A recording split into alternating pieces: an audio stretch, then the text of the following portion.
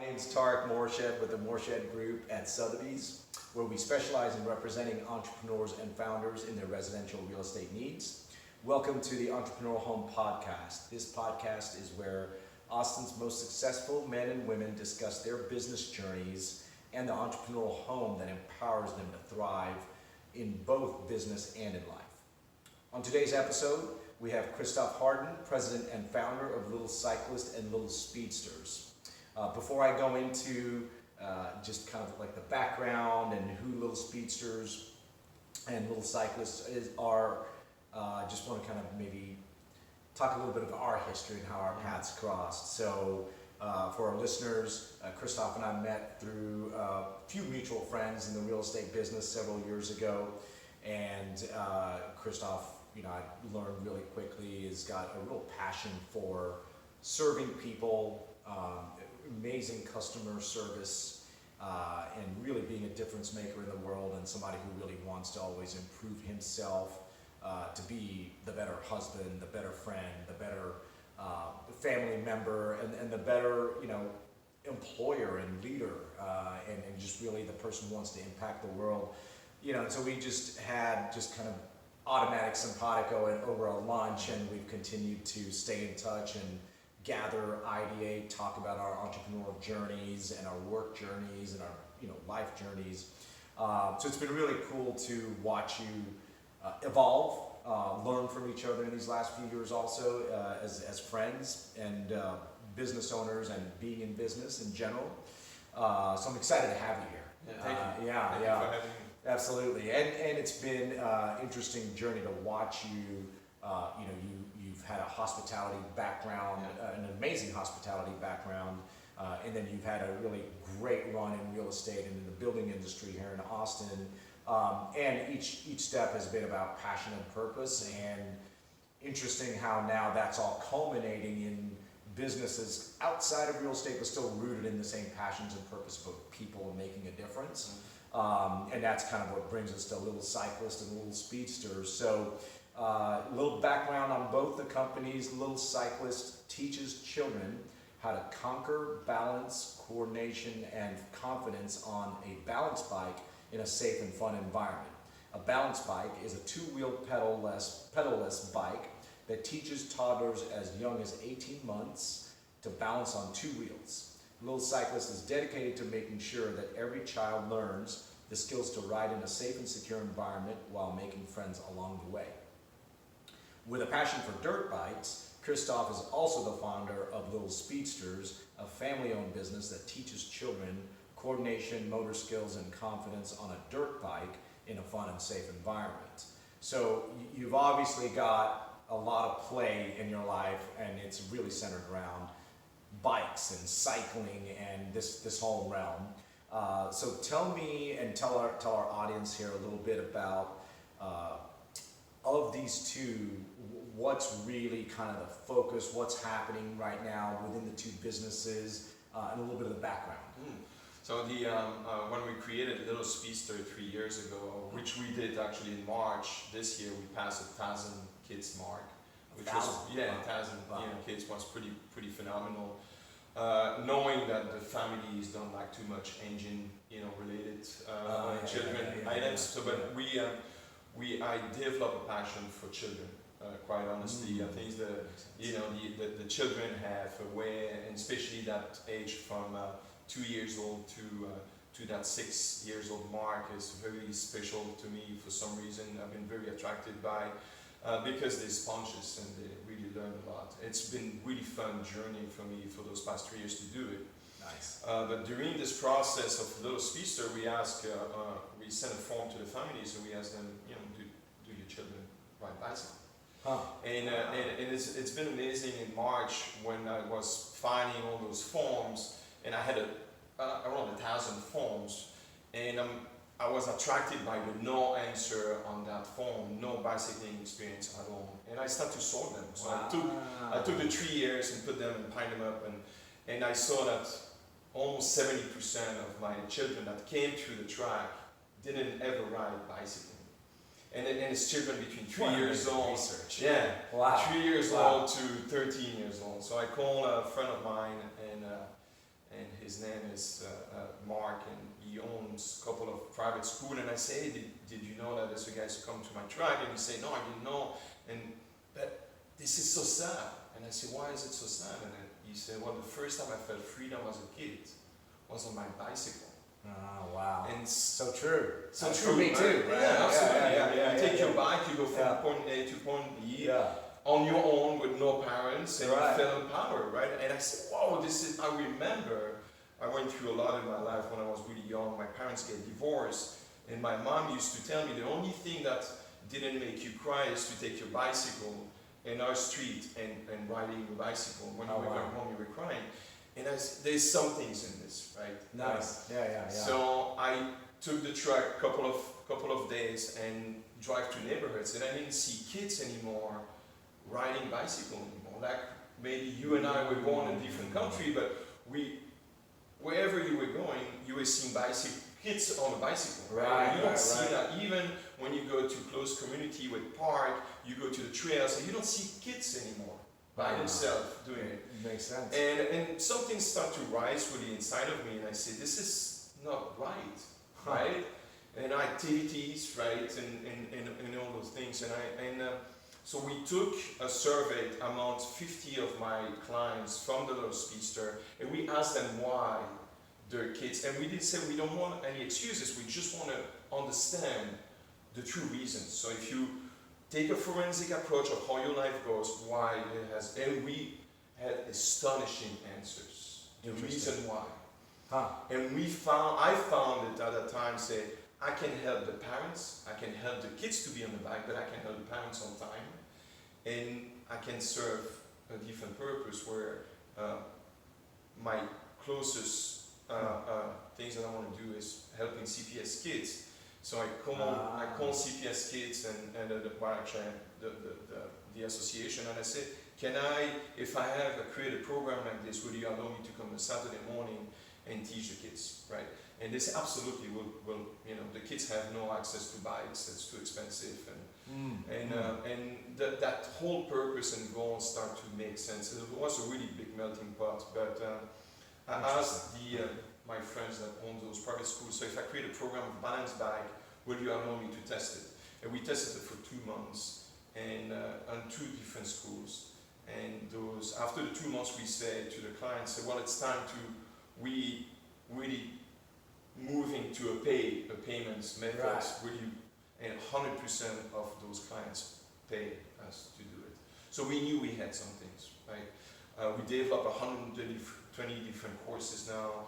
I have a head coach. I mean, that business is really growing really well. And we have a couple of clients. So we have the school, the private school that love the program for the balance and the motor skills aspect of it, which actually we found a correlation between, we didn't know at the time, but between balance and speech. So faster you balance, faster you will speak. Wow. Yeah, which I didn't know. How cool. All the teacher told me that was phenomenal. That's because amazing. They really increased the purpose. And we have the parents that don't have the time to buy our survey, don't have the time to teach their kids, or because of the relationship as a parent and child, the child doesn't trust you to teach them, more like coaching for anything, any sports, right? It was just, this is true on the bike, and the parents as well have less patience. They say, do it, do this, and do that. Us, we have a very different approach, and we make it as a game, right? We did really cool stuff for that, and so those clients are and the parents, kids, and school are our clients. So we have 3 types of different clients. As an entrepreneur, it's so much fun to be able to please one, and I found that fascinating, to be able to please the school by our service that we can provide to the clients, the parents, showing them pictures and creating a platform. We create an amazing platform where the parents log in and they can see the efforts by different levels of achievement of the child. Oh, wow. So they found that as a game, they get reward. They actually get certificate on each level, so the kids go back home with certificate. And the kids, when this is apparently by the teachers and by the school, this is the best so we come once a week, right? 30 minutes per session. This is the best drop-off of the week. it's a bike day. Because the kids know that it's bike day and this is the best of all. Yeah, mom, dad, I'm out, thank you, I'm gonna have bike day, right? And when we walk into the school, they call us the bike guys, biking. Nice. And it's just amazing feeling. So we serve so many different purposes and goals, and it's just so fulfilling. Nice. As an entrepreneur, Yeah. to be able to knock so many buckets right on this, and It sounds like you guys have really hit on what we talk in entrepreneurism so much about, where, hey, it's a business, but when you have passion and purpose, that's really birthed in the business, and that's what really the concept's all about. And there was a need on this, right? And there was a need. There was a need. The need for entrepreneurship is very important. When you find a need and a niche, where and there was a need there, where we have so many emails from parents, finally, thank you, right? Nice. The Montessori school, we're the first curriculum for the Montessori school, so we're absorbing all the Montessori school. Nice. And it's been an amazing journey, and we don't know where it's going to end up, and we hopefully, the dream will be waking up, right, on Monday morning and knowing that there's hundreds of little cyclist franchises all over the US, maybe in Canada, and knowing that thousands of kids today will start to bicycle or learn about bicycling or create motor skill for themselves and maybe feel that freedom, right? That just like you did when you were a kid. That's right. Yeah. So you guys are really intersecting passion, purpose, filling a niche, and really creating a lot of happiness, and then like a message of freedom. That's right. So like beautiful ingredients for a successful business that's holistically successful on so many levels. Every morning you wake up and there's, the purpose, right? Nice. And the great thing is this business is coming to us now. Nice. Right? People want us to be in school. They want, and like we talk over the phone, I said this is the first time that I felt that the business is pushing me to do more and more. Right. I own to this enterprise to be better for myself, to be better for others, right? I feel that when I look at little cyclists, it's a different person. It's okay, Christophe, you need to be better today than you were yesterday, and that purpose is really fulfilling. Which is huge, and for entrepreneurs, I think that's a massive thing, to be able to be that motivated all the time within your business. And my recommendation to our listeners is, if you don't have that in your business right now, then ask yourself, what is it that would create that within my business, such that I would want to show up as a better person, a better leader, and really just like be drawn to the business, to want to show up every day. So that's really, really cool.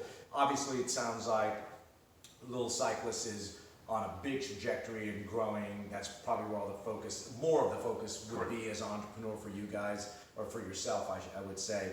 And I also hear in it the uniques that really make a business go. So you guys are serving a niche, which we always talk about on this show, like, hey, how do you niche yourself?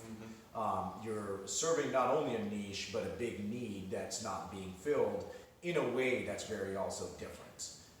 So congratulations, that sounds amazing. So let's hop into some of our questions that we always like to ask on our show. The first one that I feel our listeners always get such benefit from a learning place, is about your entrepreneurial journey. So tell us about your entrepreneurial journey. It's very interesting. I'm from originally Belgium, right? And my mom was actually a maid, and so we were very, not very wealthy people at all. And my father was working in manufacturers, and I never learned entrepreneurship. So where I'm from, that city was really poor, and there was a lot of drugs already in my age. And my father was, drinking a lot, like a lot of people around the city. And so there was two ways, right? It's working hard, right? And which I didn't know anything about, or stealing, right? People that become deaf to get some money and do some activities. So, but I never, was not as courageous as my other friends to steal. So I just look at it. I was very shy, and I look at it. If I do this job, if I serve, I started as a waiter at 16 years old, and in town, and I start, never drink, really pretty much, but I serve people, and I found that fascinating to talk to a lot of people, get tips and serve drinks and make money at the same time. And it became really from that, and I was still going to school, right? So I get a small diploma, which was a mechanical electric diploma, and for some reason at 19 years old, I say, I'm going to open my electric companies. Oh, wow. And I opened at 19 years old a small electric company, which I had access, professional access through my small diploma. And I would put a company on the side, and I say, you know what, if I was looking at some prices of electrician, very well-known electrician, and I went 25% off of what they were doing. I did an advertising, which my mom helped me to create it by hand, and we printed it 1,000 times. And at the time, the great things in Europe is the mailbox are directly going to home, so you can put that, in mailboxes. Oh, got it. Yeah, there's not a community mailbox. The mailbox is actually on the home. On the home. So I was walking the street, putting this into the mailbox, and all of a sudden I had a business. Yeah, nice. And we start to make money. And at 21 years old, I bought my first house. That's very, very cool. And next to my father's, right? Nice, and I had 2 trucks, 2 teams. Interesting. I didn't know what I was doing, right? As an entrepreneur, I had no idea how to manage. I had no, you don't Sure. Absolutely. But, and that's how it started. And I had the block there, right? I said, wow, what amazing empowerment, right? To be able to do things right. I had an operator that was 40 years old and was doing this, for 8 to 5, and that was it. But never put really a lot of thought into what I was doing. And I said, well, this is not right. He said, well, I've been doing that for 20 years. I said, yeah, but I think you've been doing that for 20 years wrong. So let's do it right now. And I had just had that sense of purpose of be able to be perfect into what I was doing. Yeah, to give that to the clients that where. Yeah, nice. So that took you from where? So you did that electric company. Finishing my school, right? Okay.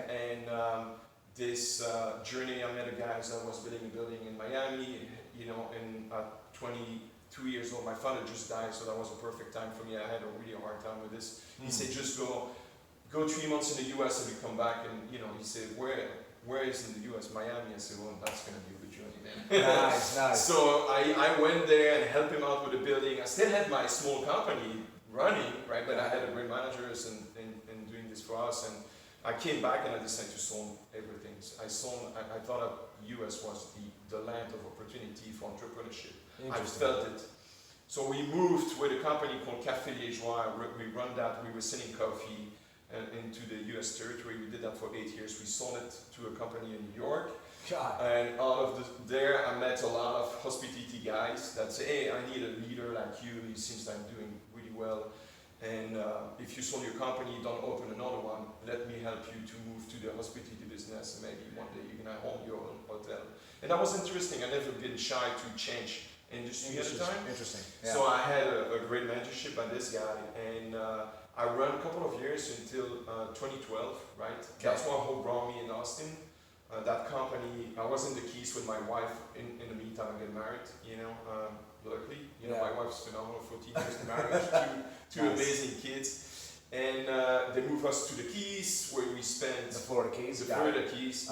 And we, from there, we had a crash in 2008, 2009. They moved us to Austin, which was actually still driving, right? Okay, got it. And from there, I did my journey as an executive, and I really loved it. But 2012 was the time for change. I was not. My wife didn't want to have kids at the time, and she said the lifestyle doesn't. You work a lot in hospitality. So I went back to building homes, which was really a very good passion of mine. And I did that with Sothebys, so I did my groundwork as a salesperson and move up and become a partner for a small firm, custom. And I think it was a couple of, 4 or 5 years ago, I developed a purpose for myself. So, listening great podcasts like yours, and listening to entrepreneurs say, if you don't have a purpose into what you do, why would you do this, right? And I start to find my purposes, and I think those purposes that was really my core, what I was living for, really draw me to create those businesses. Interesting, right? Yeah. Which ultimately led you to Little Speedsters and Little Cyclist. That's amazing. Yeah. What a journey, global journey. but one full of discovery. I love that, I think to our listeners, not being afraid to shift course when it's time for a new challenge or you're needing to be pulled and challenged into a new industry. And I think for us as entrepreneurs, a lot of times we get stale, and that's like the death of us. And so being able to shift and go for it and take the risk within all of that. Some amazing lessons, I think, in all of that for myself and our listeners that you've really kind of plowed through. And I love the way that you shift quickly. Which is, I think, is in business and in entrepreneurship is so important. When something's not working, don't keep doing it. There's a great saying, I think it goes something along the lines of make decisions quickly, implement change slowly, meaning decide when something's not working as an entrepreneur or a business person, and then take the time to figure out what the best path is. But make the decision, and it sounds like you've done an incredible job around that for yourself, your self-preservation and your businesses. And here we are with little cyclists and little speedsters. So next question, it sounds like you guys are really scaling within the company, right? How has Austin's real estate market impacted, your business and your businesses? Well, the real estate market for us is huge, right? We follow that very closely, and the reason why our main focus is on private school, right? This is where the program of the Cyclist goes. Got it. And for a couple of reasons, there's a huge need in the private school to add some third-party curriculum. That we do. And so we really look at the demographic that is around those schools, and this is where we're going to focus and especially on the startup. You want to have a great income coming, and fulfilling those things to be able to grow. So better the zip codes are, unfortunately, this is where exactly you want to be. And that type of demographic in real estate is very important because they have maybe a better understanding of trying to achieve. Makes sense. So demographic in real estate is very important for us. So we see Westlake people probably ride more bicycling than maybe Dripping Springs for now because they're more in tune with the cycling. So we're gonna focus. Our focus will be into private school in Westlake. And when they see a cycling for the kids, they say that makes sense. I want my kids learning cycling. That makes a lot of sense. So real estate is a huge component of what we do, especially with with a third-party curriculum. So if the real estates go well, we'll go really well. If it doesn't go well, we'll actually be the first one to be on the phased out. Phased so out. You really follow the real estate market trends. Correct. And what's happening because that's a huge tie into your business, Correct. right? I'm still going to the housing forecast every 6 months because it's really benefits in my business. That's incredible. Yeah, that's great.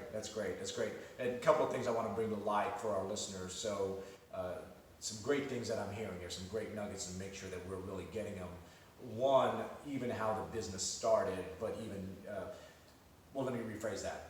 How the business started was so research-based and survey-based. It was kind of a built-in survey, granted, but it was amazing information, unearthed a niche and a need potentially, and then kind of on the heels of that, doing some additional surveying to make sure that there truly is the demand there, and then going for it, right? And then in the same way, figuring out from a research-based and almost like a survey-based, like where are the right zip codes for us as a business even, and following the real estate market, because that's all research at the end of the day. So, I think that a lot of times we have great ideas and we want to go for it, and we should, but that doing research like this is really imperative also, so you have some sense before you go take that risk.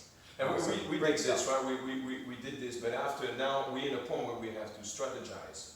So the strategy, I think, is a big pivot for a startup company where you strategize your priorities, where you want to be, how you can fit your business in, to be able to employ better, to impact better.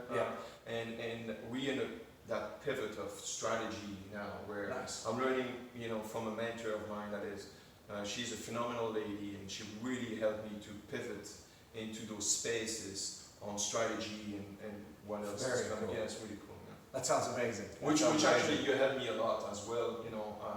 When we met, when had those coffees was phenomenal. Nice. If I can say to listeners, please get coffee with this guy because he has so much insight. But everything that I could feed myself, I'm a sponge, and you're a sponge too, right? We feed ourselves, and that's what makes it so much fun. Yeah, always learn. How about, this question about, your surrounding environment? So how important is an entrepreneur's surrounding environment, whether it be at home, co-working space, or office? Well, it's very important. I found it, and I never thought about it before I really created Little Cyclist, because it's requiring a lot of creation. When you create some things on your own, right? And my space, I found my space. I love to be home, and it's phenomenal. We're talking about it a little bit before. Even if there's no one home, I still close my office door. What a great reason! I feel better. I feel an enclosed space where I can really be creative and be mine. Almost like you can focus better because the door is closed. Yes, that's correct. And I just, I noticed this like 2 months ago, where my wife said, "Why do you close the door when you're home?" I just came in and your door is closed. I said, "No, I don't know. I feel better. I need to close the door, even on my own, even when there's no noise at all in the house." So I develop. I have a whiteboard behind me where I write a lot of notes, and I erase that every single day. Oh, yeah, so I translate those. A clean palette for great ideas. Yeah, so I learned that from one of my bosses into the hospitality business. If you come into a space that it's clean and white paper in front of you, you're gonna be much more creative. Oh, so I always clean my desk, every night, so it's cleaned, totally empty, and my board is always empty. I made sure that I translate that whiteboard to my computers. And I follow Richard Branson a lot, which is giving a lot of good tips on LinkedIn. Oh, really? Yeah. Listeners, tap into that. I'm going to tap into that. Yeah, he has a great blog that he's doing in LinkedIn, and he said, "Don't leave your idea on a piece of napkin. Always translate them into a book that you know that you can always retrieve those ideas. Nice. Because one day they'll serve you." And so I made an effort, in a discipline to do this now. Yeah. Very cool. This is inspiring me at a whole different level. Like, I'm a big proponent of, hey, keep your space in a way that really allows your mind to be in free flow of creation. So I agree with it, but this idea of actually cleaning off your desk every night, and that's like a whole nother level. Yeah. So and I can tell you, try that on. I like that. Yeah, it makes sense why it would.